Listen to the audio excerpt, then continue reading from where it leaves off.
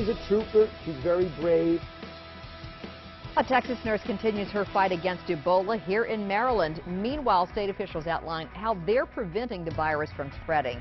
Good evening, everyone. That's our big story tonight at 6. And we will have much more in the state's response to the Ebola crisis coming up. But first, we begin with the care of the first Texas nurse to be diagnosed with Ebola. Her name is Nina Pham. She is in Maryland right now at the National Institutes of Health, which promises around-the-clock, state-of-the-art care. Today, doctors spoke at length about her treatment and what's next for this nurse who somehow got Ebola from a man she was caring for who ended up dying from it.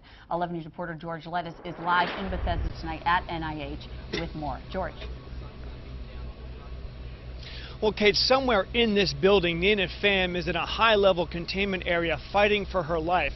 Doctors say they are confident she can recover from this, but they are careful not to make any promises about her prognosis. The moment Nina Pham stepped off a medical plane in Frederick and was driven by ambulance to the NIH in Bethesda late last night, the 26-year-old has been closely monitored by a highly trained staff of infectious disease experts. Our patients call this place the House of Hope, and our nurses say there's no other hospital like it. At a news brief this morning, top NIH doctors said Pham is in fair condition, stable, and resting comfortably. They say she is still showing symptoms, and because there are no Ebola-specific treatments, they can only treat her symptoms. We fully intend to have this patient walk out of this hospital, and we'll do everything we possibly can to make that happen. Each 12-hour shift, there are 5 nurses assigned to her. Only 2 go into her room at a time. She's eating, and she is able to interact freely and really think she's doing quite well. These doctors say there's no evidence the virus is airborne, but as a precaution, Pham's nurses are wearing full protective gear that would shield them from an airborne virus. But we're not doing it for that reason that we think it's respiratory.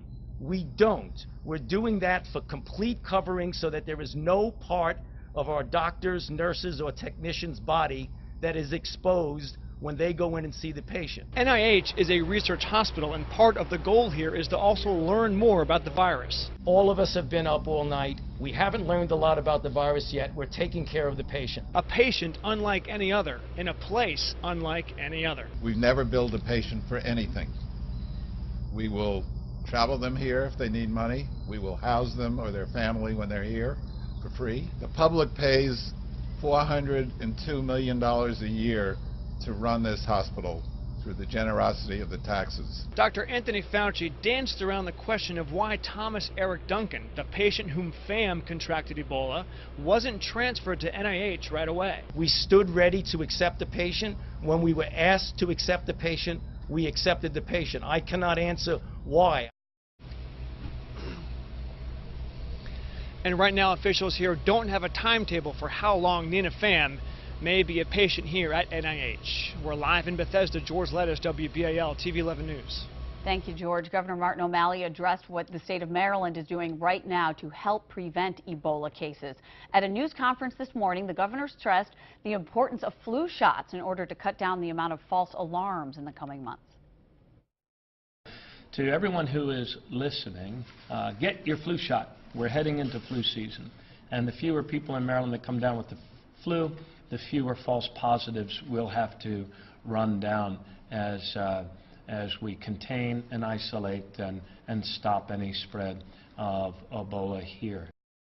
Maryland hospital officials also talked about screening measures that have been put in place now. They say the highest risk is for people treating patients, and extremely careful attention is being focused on making sure medical personnel remove protective gear properly. And Kate, there was an Ebola scare at the Pentagon today after a woman who says she recently visited West Africa suddenly fell ill. Tonight we have learned that that woman does not have Ebola. Right after boarding the bus, the woman got back off and then vomited in a Pentagon parking lot. Hazmat teams were called. They blocked off the area, and defense officials say 7 officers who assisted the woman are now being isolated and might be kept in a tent at the Pentagon overnight.